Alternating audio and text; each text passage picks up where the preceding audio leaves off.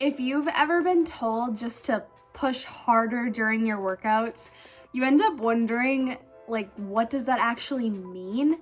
Because hard can feel different depending on a lot of things, like how you slept, how stressed you are, or where you're at in your cycle. So it's like, how do you know if you're training hard enough to see results, but also not overdoing it and burning out?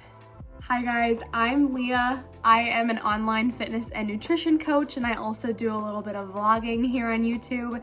And this is exactly what I'm here to talk about today, RPE, or rate of perceived exertion, and why it's going to change the way that you train.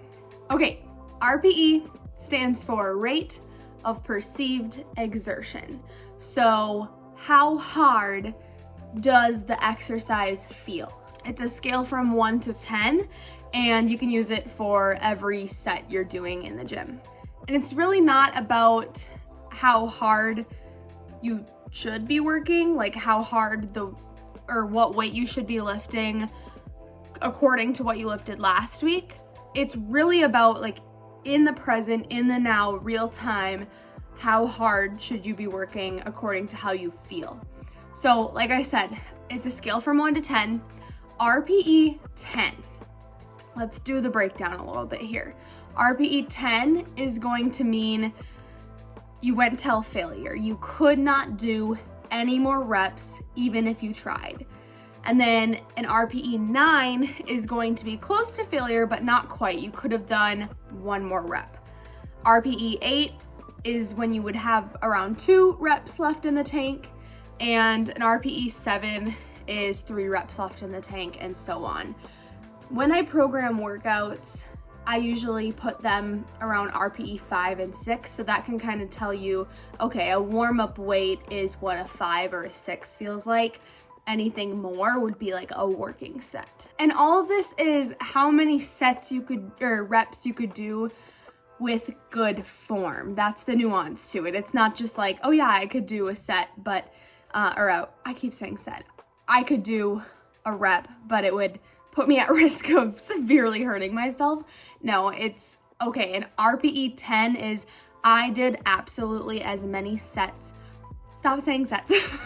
I did absolutely as many reps as I could without compromising proper form. We never want to, form is over everything. So while you're working out, you're constantly asking yourself, you know, how does this feel and how hard does it feel? And if my coach says work at an RPE 10, and is what I'm doing, is the weight I'm lifting, how many reps I'm doing, matching that RPE prescription. So the pushing hard thing that I mentioned earlier is something like so subjective and easy to say, right? Just push harder, just work harder. You know, maybe you're not lifting heavy enough, but this is a way to actually apply something that sounds super subjective, and RPE turns it into something more measurable and objective.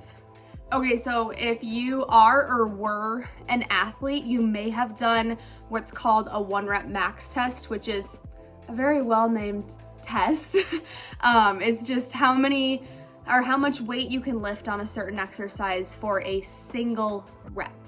And a lot of traditional strength programs, so maybe in high school or college, or, you know, just a strength training program, traditionally would use that 1 rep max test to prescribe intensity. So a percentage of, you're gonna work at 70% of your 1 rep max for these 10 reps, because obviously you can't do your full 1 rep max for 10 reps if that's your 1 rep max. Anyway, so it is a form of intensity prescription like RPE, and that's good because it gives us structure. But what percentages are missing is they're accounting for you feeling the same every day, which we know we don't. Every day is different.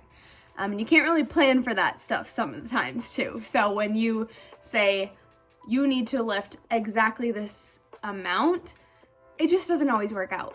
So RPE allows you to be human and not be feeling your best and still complete a workout that is going to help you progress. Because your muscles don't know you're lifting X amount of pounds.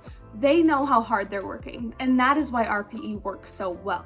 So percentages are one way, but your central nervous system and your body are constantly making changes at the physiological level, responding to more than just the weight that you're lifting, responding to everything going on in your life. And that is why I'm such a huge proponent of RPE over percentages or other not adjustable and based on how you feel intensity prescriptions. Okay, this is even more important for women, especially busy women, because we do not have time to waste. Like, we need to make sure our time in the gym is worth it and helping us progress without wasting a single minute, because we got other things going on. So RPE allows us to do that, which is why I have fallen in love with it. In school, I learn about all of the different ways to prescribe intensity when you're programming for someone, percentages being one, RPE being one. There's other ways to do it too, but this is why I fell in love with RPE, because I'm so huge on how you feel.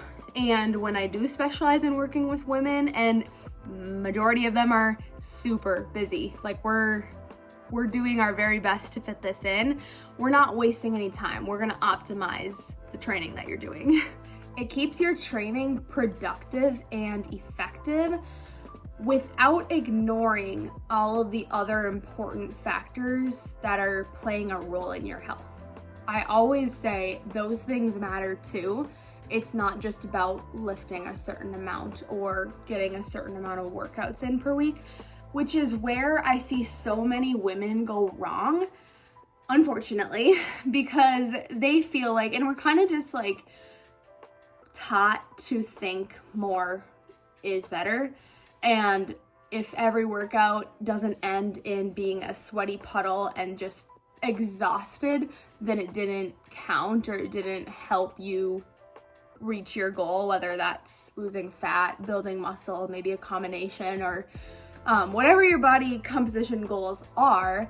We're kind of we feel like we need to have that 100% all effort workout for it to matter. And that's where we go wrong. Because if every single time you work out feels like death, or just so challenging that you're just done for the day in all aspects, how are you supposed to stay consistent with that plan? How are you supposed to show up the next day, regardless of how sore, tired, and just your body's just done? How are you supposed to stay consistent with that? So that's where another place where RPE comes in. It's helping you train hard enough, but avoiding that all or nothing, which so many of us struggle with. It helps you find the right balance. And the thing is, like, making progress does not at all require you to feel the way I was describing, like exhausted and sweaty after every single workout. That's simply just not how it works. What progress does require, though, is appropriate intensity, where RPE comes in, and then long-term consistency. And having appropriate intensity allows you to stay consistent long-term. That's why we train with RPE. How I use this in my coaching. My clients aren't just getting a workout program that lists, okay, do 3 sets of 10 reps. They actually know how hard those reps should feel, how hard they should be working on those 10 reps. So we're able to adjust when you're just not quite there that day without sacrificing any progress. And then when you're feeling really good, we get to capitalize on that. And nothing changes with the intensity prescription. RPE stays the same. You just apply it to your workout to make it best for you. So there's no guessing and there's no overdoing it, but there's also no undertraining. We're training with intention, and that is the biggest reason that we're able to stay consistent. So if you've ever been confused about how hard you should be working in the gym, or you've been burnt out from giving 100% every single time you're working out, RPE is the missing piece for you. If you found this video helpful, let me know in the comments. And if you want coaching that adjusts to your real life, the link to apply to work with me is below. Here's to training smarter, not just harder.